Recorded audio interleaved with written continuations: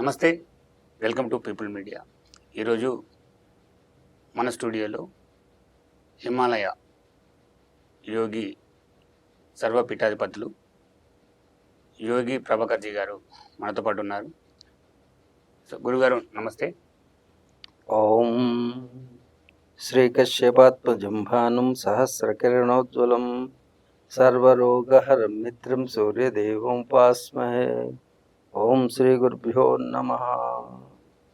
చెప్పండి గురుగారు, మనం చూస్తూ ఉంటే అసలు మానవ జన్మ అంటే ఏంటి, ఈ ప్రస్తుతం ఉన్న పరిస్థితులలో ఎంతోమంది జనాలు ఇబ్బంది పడుతున్న వాటిపైన ఒకసారి మీ సందేశం వినాలని ఈరోజు మీతో మేము.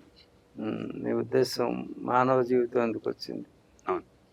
ఎన్నో జీవరాశులు ఉన్నాయి సృష్టిలో.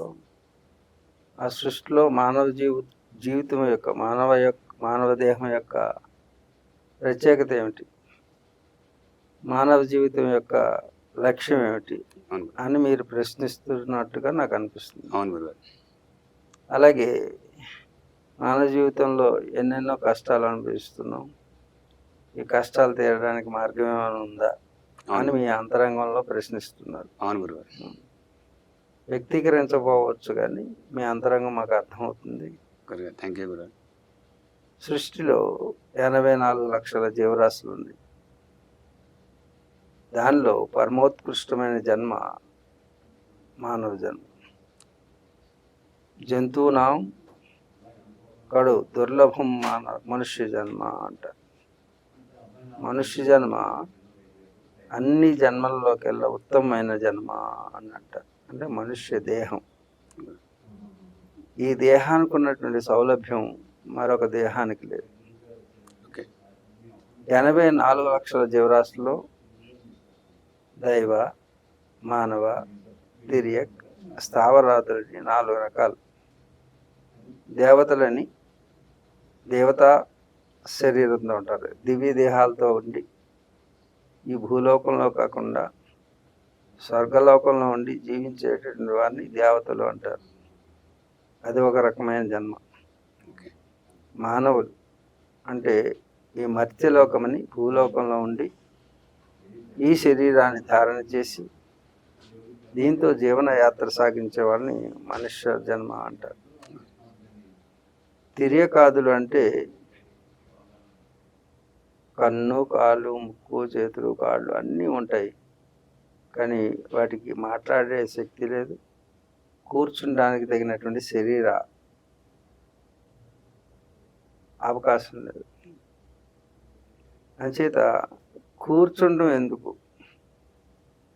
మనిషికి ఒక ప్రత్యేకత ఉంది, చక్కగా నవ్వగలడు. మిగతా జీవరాశులు ఏవి నవ్వలేవు. అర్థమైంది. భావాన్ని వ్యక్తీకరించడానికి భాష, మాట్లాడేటువంటి భాష ఉంది. ఆ భావాన్ని శుద్ధి చేయడానికి ఎన్నెన్నో శాస్త్రాలని అధ్యయనం చేయడానికి అవకాశం ఉండేటువంటి బుద్ధి ఉన్నది మనకి. మిగతా జీవరాశుల్లో వాటికి శరీర అవయవాలు ఉన్నప్పటికీ అవి కూర్చోలేవు. అంటే కొన్ని కోతులు అవి కూర్చుంటా అనవచ్చు, కానీ మనలా కూర్చోలేవు. ఒక ఆసనంలో స్థిరంగా కూర్చునేటటువంటి అవకాశం మిగతా జీవరాశులకు లేవు. ఒకటి చక్కగా నవ్వడం మానవ జీవిత లక్ష్యమైనటువంటి, ఆ లక్ష్యాన్ని చేరడానికి అవసరమైనటువంటి శరీరం, అలాగే ఆ లక్ష్యాన్ని చేరడానికి కావలసినటువంటి జ్ఞానాన్ని సంపాదించుకునేటటువంటి బుద్ధిని ఈ యొక్క దేహంలో మాత్రమే ఉన్నాయి. కానీ మిగతా దేహాల్లో వాటి లక్ష్యం ఏమీ ఉండదు, కేవలం జీవితాన్ని అనుభవించటమే. గత జన్మలో చేసినటువంటి పాపపుణ్యాలు అనుభవించడానికి జన్మలు వస్తాయి. దేవతలు కేవలం పుణ్యం చేస్తే దేవతా శరీరాలు వస్తాయి. దివ్య దేహాలతో స్వర్గలోకంలో సుఖాన్ని మాత్రమే అనుభవించగలుగుతారు. అలాగే తిర్యకాదులు అంటే అన్ని అవయవాలు ఉన్నప్పటికీ వాటికి బుద్ధి పరిమితమైనటువంటి బుద్ధితో వాటికి లక్ష్యం అంటూ ఏముండదు. కేవలం గత జన్మలో చేసినటువంటి కర్మఫలాన్ని అనుభవించడం మాత్రమే తిర్యకాదులు చేసి పశువులు, పక్షులు, చెట్టు, గుట్ట, పుట్ట ఇవన్నిటిలో జీవం ఉంటుంది. అచరములు అంటే పాషాణమైన జన్మ. ముందు చెప్పుకున్న పశువులు, పక్షులు కాకుండా చెట్టు, పుట్ట, గుట్ట అన్నాం చూసారు. ఇవి స్థావరాదులు అంటారు. అంటే ఒక చోటే ఉండి కదలకుండా అనుభవిస్తూ జీవితాన్ని అనుభవించేది. మనలాగా తిర్యకాదులు తిరుగుతూ ఉంటాయి కదా, వాటికి నోరు ఉంటుంది, తిండి అన్నీ ఉంటాయి. కానీ చెట్లకి ఏముంటుంది? అవి ఒక చోటే ఉండాలి. అంటే చూడు, బెటర్మెంట్ చూడు. దేవతలు హాయిగా సుఖాన్ని అనిపిస్తారు, ఇవి పాపాన్ని అనుభవిస్తుంటాయి. ఇంకా పాషాణమైన పాపం చేసిన వాళ్ళు ఎక్కడికి కదలకుండా అక్కడే జీవితాన్ని అనిపించాలి. వాళ్ళకి ఆయుర్దాయం ఎక్కువ ఉంటుంది. చెట్టు, పుట్ట, పుట్టకాయ ఆయుర్దాయం ఎక్కువ, వాటికంటే కొంచెం తక్కువ ఈ యొక్క తిర్యకాదులు. అలాగే మనిషికి తన ఆయుర్దాయం ఉంటుంది. ఈ ఆయుర్దాయంలోనే వాళ్ళు చేసిన కర్మఫలాన్ని అనుభవించడానికి మాత్రమే అందరం జన్మ తీసుకుంటాం. అయితే జన్మ తీసుకుని మనుష్య జన్మ ఎలా సంప్రాప్తిస్తుందంటే, పాపం చేస్తే స్థావరాదులు, అలాగే తిర్యకాదులు జన్మ వస్తుంది. పుణ్యం చేస్తే దేవతల యొక్క జన్మ వస్తుంది, దేవతాదేహం వస్తుంది. అలాగే పాపపుణ్యాల యొక్క కలయిక చేత మానవ జన్మ ఏర్పడుతుంది. అందుకు ఈ ఒక్క జన్మలో మాత్రమే మానవుడు మాత్రమే పాపమును తగ్గించుకుని పుణ్యమును పెంచుకునే అవకాశం ఈ ఒక్క జన్మలోనే ఉంటుంది. మరొక జన్మలో దేవతలు కూడా ఉభయపది అంటారు దీన్ని. అంటే పాపపుణ్యముల గణనకి ఈ జన్మలో మాత్రమే జరుగుతుంది. మిగతా జన్మల్లో కేవలం పాపాన్ని అనుభవించే జన్మలు, కేవలం పుణ్యాన్ని అనుభవించే జన్మలు దేవతలు. కానీ మానవ జీవిత లక్ష్యమైనటువంటి, జీవుడికి లక్ష్యమైనటువంటిది ఏంటి అని ప్రశ్నిస్తే మోక్షం. మోక్షం అంటే ఏమిటి? మోక్షం అంటే విముక్తి, దేని నుంచి విడుదల. అంటే దుఃఖముల నుంచి మనం విముక్తి చెందాలి. మానవ జీవితంలో దుఃఖం లేని రోజంటూ ఉండదు, కష్టం లేని రోజంటూ ఉండదు. అవి మన బంధాలకు గురి చేస్తూ మన జీవిత లక్ష్యమైనటువంటి మోక్షానికి అవరోధమైన నిలుస్తుంది. దానికి కారణం పాపం. ఈ పాపం ఎక్కడిది? గత జన్మలో చేసిన పాపాన్ని ప్రారబ్ధము అంటాం. వచ్చే జన్మకి చేసేటటువంటి పుణ్యపాపమును ఆగామి అంటాం. ప్రారబ్ధము, ఆగామి. ఇంకా ఈ రెండింటికి మధ్యన ఇంకా కొన్ని జన్మల యొక్క కర్మఫలం ఉంటే దాని సంచిత అంటాం. ఆగామి అంటే రాబోయేటటువంటి జన్మలకి ఇప్పుడు మనం చేసే కర్మ ద్వారా ఏర్పడేటటువంటి ఫలం. ప్రారబ్ధం అంటే గత జన్మలో చేసినటువంటి కొన్ని పాపాలు, పుణ్యాలని ఇప్పుడు అనుభవిస్తుంది. మరి ఇంకా ఈ రెండిటికి మధ్యలో ఇంకా ఉన్నాయి, వాటిని సంచిత కర్మలు అంటారు. ఈ విధంగా మనిషి వీటి మీద ఆధారపడి తన జీవనయాత్ర సాగిస్తూ ఉంటాడు.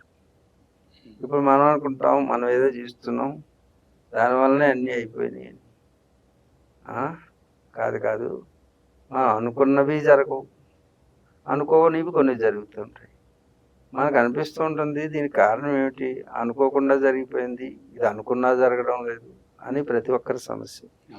దానికి కారణం ఇప్పుడు నువ్వు చేస్తున్నటువంటి కర్మ కాదు, దీని వెనక గత జన్మలో చేసినటువంటి కర్మని ఆధారంగా ఇప్పుడు మన జన్మ జరుగుతుంది. ఇక్కడ మీకు ఒక ప్రశ్న వేయాల్సి వస్తుంది. మరి గత జన్మలో చేసినటువంటి పాపపుణ్యాల యొక్క ఫలితమే ఈ జన్మ అయితే మరి ఇక్కడ మనం చేయాల్సింది ఏముంటుంది? అంతే. ఇక అన్నీ అదే చేసుకుంటూ పోతుంది కదా. ఇక మనం చేయాల్సింది ఏముంది, మనం అనుకోవాల్సింది. అందుకే మనకి విచక్షణ జ్ఞానాన్ని ప్రసాదించింది. మనం విచక్షణ చేయాలి. ఏది ప్రారంధమో ఏది ఆగామో ఏది సంచితో తెలుసుకుని ఆ కర్మానుగుణంగా జరుగుతున్న విషయాలని పురుష ప్రయత్నంతో మనం అధిగమించడానికి ప్రయత్నం చేయాలి. కష్టం వస్తుంది, సరే, అది పూర్వజన్మలో ఏదో చేసాము కాబట్టి కష్టం వచ్చిందని ఏడుస్తూ కూర్చోకుండా ఆ కష్టాన్ని అధిగమించడానికి ఈ జన్మలో మనం ఏం చేయాలి అనే ప్రయత్నాన్ని పురుష ప్రయత్నం అంటారు. అంటే మనమే చేసుకోవాలి. దాన్ని ఇప్పుడు చేసింది ఇప్పుడే ఫలితం వచ్చేస్తుంది అని అనుకోకండి. ఇప్పుడు చేసిన దానికి ఆగామి అనేటటువంటి దానికి ప్రాతిపదికగా ఇప్పుడు చేసుకోవాలి. మనం ఓకే. వచ్చినటువంటి దాన్ని ప్రారంభంగా అనుభవించేటప్పుడు సుఖంగా అనిపించాలి.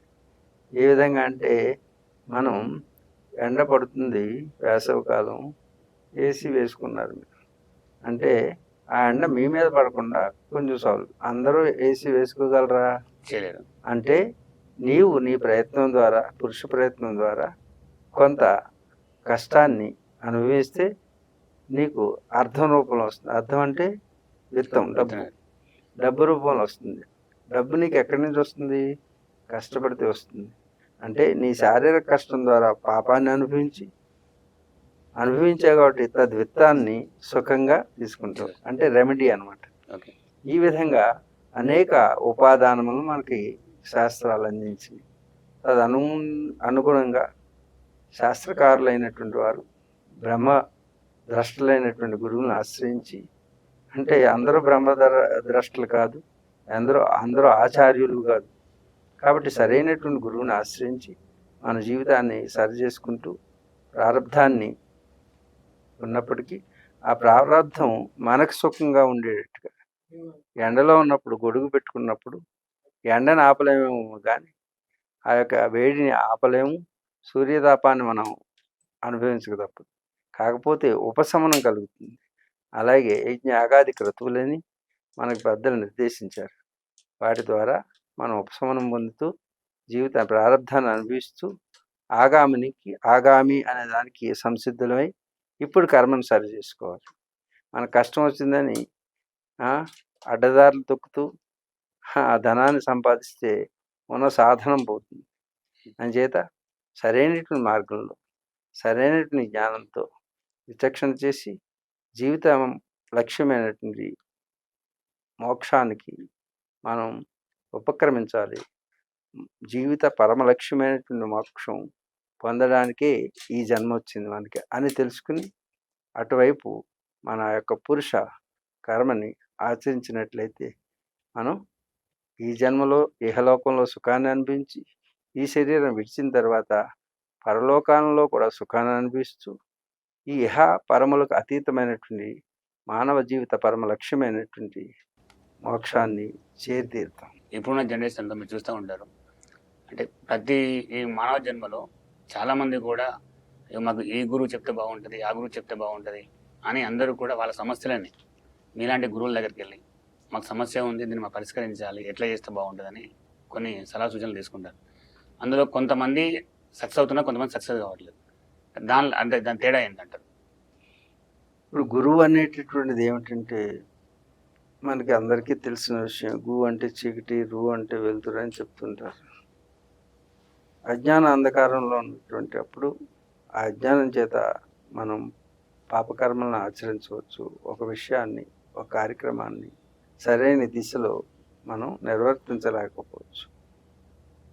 ఒక పనిని అత్యంత నైపుణ్యంతో చేయలేకపోతే అది సక్సెస్ని ఇవ్వలేదు, తగిన ఫలితాన్ని మనకు అందించింది. కాబట్టి పని దేనికోసం చేస్తున్నాం అంటే దాని ఫలితం కోసం. ఫలితం అంటే మనం ఎప్పుడు ఆశించేది ప్రతి మనిషి ఏంటంటే వాడికి అనుకూలమైన ఫలితమే రావాలి, ప్రతికూల ఫలితాన్ని సహించలేదు. అంచేత నాకు పని అవ్వట్లేదు అంటే పని అవ్వకపోవడం అనేది పనిలో నువ్వు చేసే లోపం వలన ఫలితం సరిగా రాదు. అంచేత పని పర్ఫెక్ట్గా నిర్దేశించినటువంటి విషయాన్ని సరైనటువంటి జ్ఞానంతో, అవగాహనతో, శ్రద్ధతో, భక్తితో ఆ పని చేయి. అప్పుడు ఫలితం అనేది దాని అంతటదే వస్తుంది. ముందుగా ఫలితాన్ని ఆశించి పని మొదలు పెడతాం మనం. కాదు, పనిని శాసించి నువ్వు చేస్తే ఫలితం దాని అంతటదే వస్తుంది. పనిలో లోపం ఉన్నప్పుడు ఫలితం నీకు అనుకూలంగా రాదు. అయినప్పటికీ చాలామంది అడుగుతుంటారు, మీరు చెప్పినట్టుగానే నా పని నేను భక్తిగా, శ్రద్ధగా, అవగాహనతో, అందరినీ సలహాతో, పెద్దల సలహాతో చేశానండి మీరు చెప్పినట్టుగా, అయినప్పటికీ ఫలితం నాకు అనుకూలంగా రాలేదు అని కొంతమందికి అలా అనిపిస్తుంది. నిజమే, ఒక్కొక్కసారి పనిని నువ్వు ఎంత శ్రద్ధగా చేసినా, భక్తిగా చేసినా, అవగాహనతో చేసినా, అందరి సలహాతో చేసినా ఆ పని నీకు అనుకూలంగా రాకపోవచ్చు. అంత మాత్రాన నువ్వు చేసిన పనిలో లోపం ఉందని కానీ ఇక్కడ చెప్పలేం. గతంలో లోపం ఉంటే ఫలితం బాగాలేదు, ఇప్పుడు లోపభూయిష్టంగా లేనటువంటి పనికి కూడా ఫలితం అలాగే ఉంది అన్నప్పుడు ఇది ప్రారంభ కర్మ వశం చేత ఇలా జరిగిందని నువ్వు అవగాహన చేసుకుని మరీ తిరిగి ప్రయత్నం చేస్తూ ఉంటే ఒకప్పటికి ఆ ఫలితం సిద్ధిస్తుంది. కర్మణ్యేవాధికారస్తే మా ఫలేషు కదాచన అంటాడు పరమాత్మ.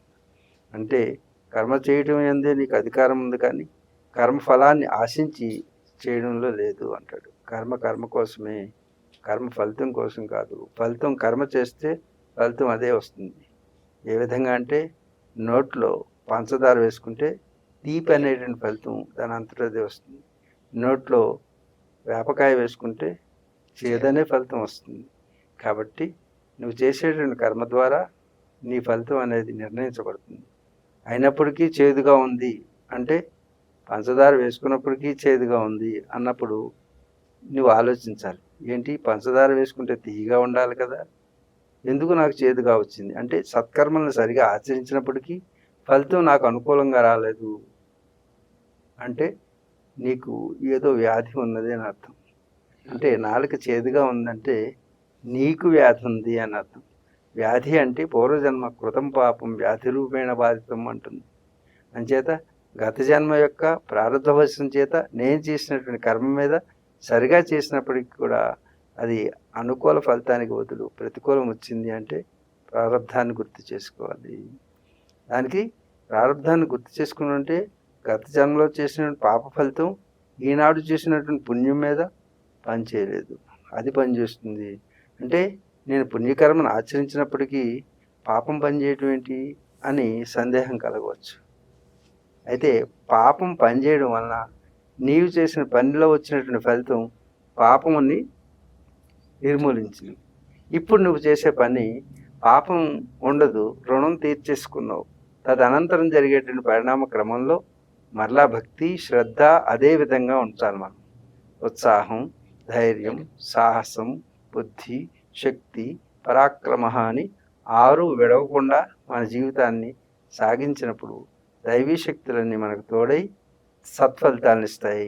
సత్ఫలితాలంటే అనుకూల జీవనానికి అనుకూలమైనటువంటి ఫలితాలు ఇస్తాయి. గురుగారు మీరు చెప్పినట్టు ఇప్పుడున్న ఈ కలియుగంలో ఈ మానవ జన్మలో ఉన్న కొంతమంది, ఇంతకుముందు మీకు అయితే చెప్పాను, సో అంటే వాళ్ళలో లోపాన్ని బట్టి వాళ్ళు దాన్ని సరిదిద్దుకోకుండా మీలాంటి గురువు దగ్గరికి వెళ్ళగానే ఆ గురువులు అంటే అది ఆ గురువులు ఏం చేస్తారంటే అందరూ మీలాగా ఉండరు. కొంతమంది గురువులు వాళ్ళ జీవనోపాధి కోసం, స్వార్థ ప్రయోజనాల కోసం వాళ్ళు ఈ జనాలని మల్టీపర్పస్ లో మోసం చేస్తున్నారు అంటావు, అంతే కదా. దాన్ని ఇట్లా ఎక్కడ మంచి ఉందో అక్కడ చెడు ఉంటుంది. ఎక్కడ ఏ వస్తువుకు డిమాండ్ ఎక్కువ ఉందో అక్కడ మోసం కూడా జరుగుతుంది. అలాగే ఈ మధ్యన కరోనా వచ్చిన తర్వాత అందరూ ఖాళీ కూర్చుని దైవం అంటే నమ్మకం పెంచుకున్నారు. దైవం మీద నమ్మకం పెంచుకుని అందరు ఆలయాలకు వెళ్తే ఆలయాల్లో కూడా దోపిడీ జరుగుతుంది. అలాగే ఎవరైనా గురువుల దగ్గరికి వెళ్తే కొందరు గురువులు మోసం చేయడమే లక్ష్యంగా పెట్టుకొని వాళ్ళు ఏదో దైవాంశ సంభూతులని అందరికీ చెప్తూ పాపం అప్పుడు వాళ్ళే వచ్చిన వాళ్ళు అందరూ కూడా వాళ్ళ దగ్గరికి వచ్చేవాళ్ళు అందరూ ఏదో ఒక పని జరగకపోతేనో వాళ్ళ కష్టాలు వస్తేనో ఇలాంటి కాషాయ బట్టలు వాళ్ళ దగ్గరికి వస్తుంటారు. వాళ్ళని నమ్మి వాళ్ళ గురువులని పెద్ద శాస్త్రవేత్తలని అలాగే పెద్ద పెద్ద జ్యోతిష్యులని వాళ్ళు నమ్ముతారు. ఎక్కడ నమ్మకం ఉందో అక్కడ అమ్మకం మొదలవుతుంది. అవును. అంచేత మీరు నమ్మకండి ఎవరిని, నన్ను కూడా నమ్మకండి. నమ్మకండి ఎవరిని, అమ్మకం మొదలెడతారు. కాబట్టి నమ్మమంటలేదు, ముందు విశ్వాసంలోకి తీసుకోవాలి. నమ్మకం ఎలా ఉండాలంటే మీకు పరిశీలనాత్మకమైనటువంటి బుద్ధి ఉండాలి. బుద్ధి విచక్షణ. వీరిలో ఈ లక్షణాలు ఉన్నాయా? వీరు కేవలం వేషధారంతో ఉన్నారా? భాషా చాతుర్యంతో మనల్ని బురిడి కొట్టిస్తున్నారా అనే కనీస జ్ఞానం లేని వారు మోసపోక తప్పదు. ఎలాంటి వారిని తప్పకుండా అలాంటి వారు మోసం చేస్తూనే ఉంటారు. అందుకే నేను చెప్పేది ప్రతి ఒక్కరికి, మీరు ఎవరి దగ్గరికైనా వెళ్ళినప్పుడు వాళ్ళ గురించి సరైనటువంటి అవగాహన తెచ్చుకుని తదనంతరం ప్రశాంతమైనటువంటి చిత్తంతో వారి గురించి విచారించుకుని మీలో మీరు తర్కించుకుని అందరినీ అనుమానించడం అవమానించడం చేయకర్లా. అందుకే గురువు అంటే ఎలా ఉండాలి అంటే వాడు తత్వద్రష్ట అయి ఉండాలి. అంటే మనం చూసిన వెంటనే మనలో ఉన్నటువంటి విషయాన్ని అవగాహన చేసుకునేటటువంటి గొప్పతనం అతనికి కావాలి. అలాగే నీ తత్వాన్ని తెలుసుకుని నీకు వచ్చేటువంటి కష్టాన్ని ముందుగా ఊహించి నీ నుంచి ఏది ఆశించకుండా, వచ్చినటువంటి వారి నుంచి ఏది ఆశించకుండా, నిరాశీర్ అపరిగ్రహ, ఏకాకి యతచిత్తాత్మ నిరాశీర్ అపరిగ్రహ అంటారు. యోగులైనటువంటి వారు ఏకాంతంగా ఉంటారు. చూడండి, మాటికి మీ టీవీల ముందు మేము రాము. మీరు ఎన్నిసార్లు పిలిచినా 2 సంవత్సరాల నుంచి ఆ అమ్మాయి పిలుస్తూనే ఉంది, నాకు ఒక ఇంటర్వ్యూ ఇవ్వండి అని. కానీ నేను ఆ పరిపక్వమైన సమయం వచ్చినప్పుడు అప్పుడు నేనే వస్తానమ్మా అని చెప్పాను. మీకు 2 సంవత్సరాలు పట్టింది. అలాగే ఇప్పుడు ఒక 20-30 ఛానల్స్ ఎదురు చూస్తున్నాయి. వారి సమయంలో మాకు ఆ నిర్దేశించినటువంటి సమయంలో మేము అక్కడికి వస్తాం, తప్పకుండా ఇస్తాం. కానీ కావాలని వెంపర్లాడి వచ్చేటువంటి వాళ్ళు ప్రదర్శన కోసం వస్తారు. ఎవరి దగ్గర ప్రదర్శన చేయాలనుకుంటున్నారో వాళ్ళకి దర్శనం ఉండదు. ప్రదర్శన చేసేటువంటి వాళ్ళకి దర్శనం ఉండదు. దర్శనం చేసే వాళ్ళకి ప్రదర్శన ఉండదు. కాబట్టి ఇలాంటి గురువు ఎవరున్నారు అని కనీస జ్ఞానంతో మనం విశ్లేషించి అటువంటి వారి దగ్గరికి వెళ్ళి మీరు ఉపశమనం పొందగలరు. లేకపోతే ఉన్న అప్పులకి మరిన్ని అప్పులు చేసి జీవితాన్ని మరింత గందరగోళానికి గురి చేసుకోకుండా ఎవరు ఆశిస్తున్నారో వాళ్ళ దగ్గరికి వెళ్ళకండి. అర్థం, ఆశించేవాడు శాసించలేడు. అందుకే ఆశించేవాడు ఎప్పటికీ శాసించలేడు. అంచేత ఆశించిన వారు ఎవరు ఉన్నారో వాళ్ళు నిన్ను శాసించగలరు. కాబట్టి ఆశ లేని వారు నిరాశీర్ అపరిగ్రహ, అంటే తనకి కావలసింది తప్ప బ్రతకడానికి గుప్పుడు, భోజనం, కప్పుకోవడానికి వస్త్రం, ఎక్కడో విశ్రాంతి తీసుకోవడానికి చిన్న గూడు గుడ్డ, పెద్ద ఆశ్రమాలు కట్టేసి అక్కడ ఎక్కువగా జనాన్ని పోగు చేసి ఎక్కువగా ఉన్నారు కాబట్టి పెద్ద గురువు అనుకోకండి. ఆశ్రమాలు కాదు, ఆశ్రమాలు తొలగించేవాడు గురువు, అంతేగాని ఆశ్రమాలు కట్టేవాడు గురువు కాదు. అందుకే పెద్ద ఆశ్రమాలు కట్టినవాడు గురువు కాదు, పెద్ద ఆశ్రమాలను తొలగించేవాడు గురువు అని తెలుసుకుని అటువంటి ఆశ్రమాలు కాకుండా ఆ శ్రమను తొలగించేటువంటి గురువుని వెతుక్కుని వాడికి ఉండాల్సిన లక్షణాలను చెప్పాను. ఏకాకి యతచిత్తాత్మ నిరాశీర్ అపరిగ్రహ, ఈ 4 లక్షణాలు వాడిలో ఉన్నాయా? అటువంటి గురువుని ఆశ్రయించినప్పుడు మీరు అనుకునేటటువంటి మోసం జరగదు. మిమ్మల్ని మీరు కాపాడుకుని అలాగే వారు ఇచ్చేటువంటి సూచనలు సలహాల ప్రకారం మిమ్మల్ని మీరు ఉద్ధరించుకోవటానికి ఉపయోగపడుతుంది. మానవ జీవిత లక్ష్యమైనటువంటి మోక్షం వైపు వారిని నడిపించగలరు. కాబట్టి అటువంటి గురువుల్ని, సద్గురువుల్ని ఆశ్రయించాలి.